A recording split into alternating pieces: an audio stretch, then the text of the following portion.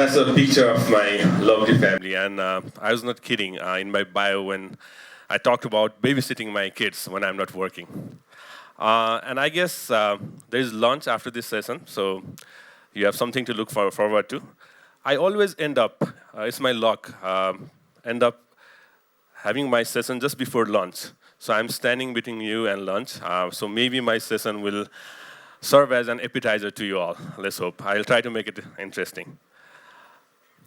So today I'm going to talk about some unusual life choices I made and the impact of those choices in my life. And I hope some of you can relate to those choices. Some of you are still maybe making choices in life, and hopefully that will help you.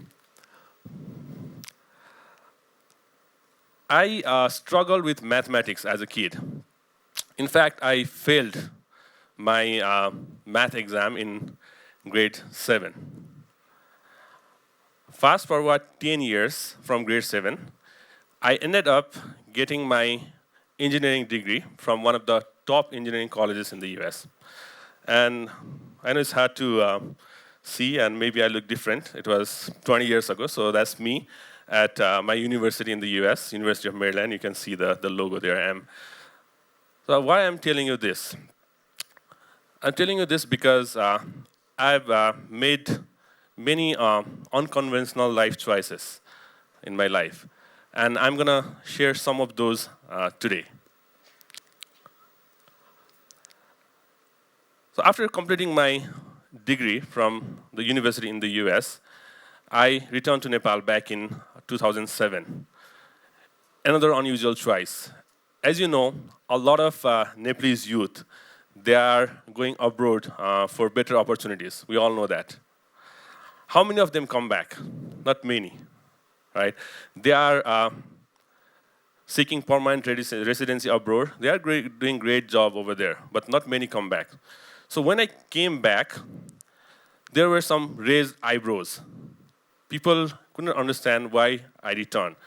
In fact, there were many conspiracy theories floating around. Some theories were that I was deported from the US. Others theories were that I didn't complete my degree and I came back. And I'm not trying to say here that I did a great thing by coming back. Not at all. I'm not trying to say that. In fact, the reason I returned from US was plain and simple. I wanted to be here with my aging parents. I'm still living with them. So it was simple reason. And I also thought that with the degree I had from the US, when I returned to Nepal, I should be fine. But I was really naive. It was far from truth. Why? Because, first of all, the degree that I had from the US, at least in the beginning, it was of no use in Nepal. Why? Because when I went to TU to do my equivalency, TU was padlocked because of the protests going on. So I couldn't use my degree at that time.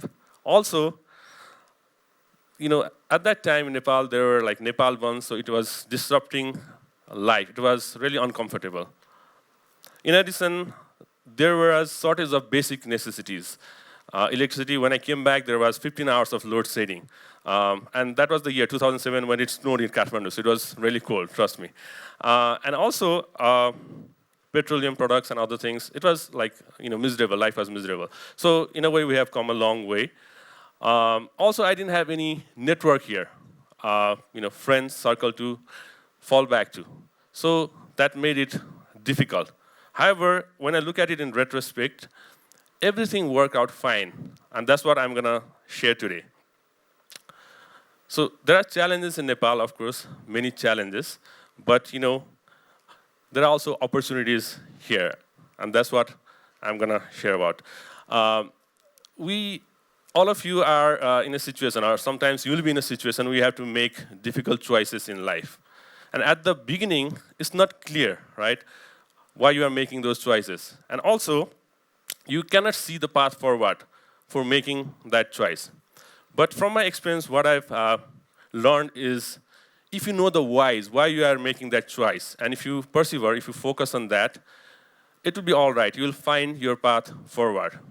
And it will be a worthwhile journey. I'll give you an example. So after I came back, I started working at USEF Nepal, also known as the Fulbright Commission. When I started working there, I was again not sure whether it was a good career choice for me. I was switching gears, unusual choice. I was changing from engineering to educational advising. And as I said, I was not sure, but I wanted to give it a shot. And also, I didn't have my engineering degree, right? The equivalency didn't work out. So I was, trying to do something at that time. But it turned out to be one of the best career choice for me. At USEF, I was advising thousands of Nepali students, and I was helping them realize their dreams of studying in the US. It's really fulfilling to do that. Also, I was working with many students who had like people with disabilities. And in the history of USEF, it was the first time we were helping those students. And some of those students actually got into US colleges, and they have fulfilling careers. So in the picture, you can see one of the advisors. I'm there with my wonderful former colleagues. One of the advisors who actually studied at St. Xavier's, just like I did. And he came back to Nepal. He worked here for a few years. Again, he's working in the US. So, it was really fulfilling to advise him and to see him succeed. Also, another example, one of my advisors, visually impaired. So he faced a lot of challenges, and I also faced a lot of challenges while advising him because we didn't have the resources back then. But I researched, I helped him out, and eventually he was successful in getting into a US college.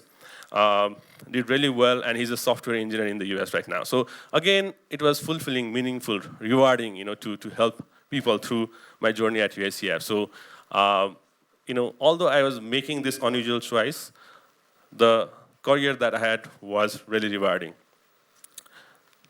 So, since I was inspired from this, I transitioned to another job at US Embassy. I was working as the American Spaces Specialist at the Public Affairs section of the US Embassy. So American Spaces are these community spaces where generally youth, they go there and they develop their skills. So I was traveling throughout Nepal from Ilam to Dhangadi, meeting different youth, mentoring them, helping them build their skills in public speaking, CV writing, English language skills, you name it. So I was doing that.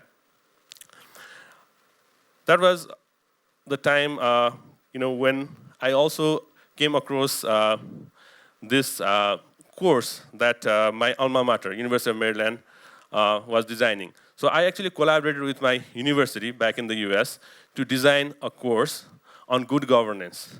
And this course was for the deputy mayors. You can see the pictures. Back in 2017, so I collaborated with my university to design course on good governance when I was working at the US Embassy. And this was a really impactful training because we trained over 150 deputy mayors, mostly women, from all the 7 provinces of Nepal. So after returning from the US, 10 years, a decade after returning from the US, I was able to make impact at the grassroots level through my work at the US Embassy. Again, unusual choice, but I was finding meaning, and it was rewarding to me as well. So that's one of the pictures from one of the trainings in Kathmandu. Moving on, right now I work at eSewa as a social impact officer. You might think that after working at the Fulbright Commission and US Embassy for almost 15 years, this is quite a change again, right? Because I was moving outside my comfort zone into an unfamiliar territory.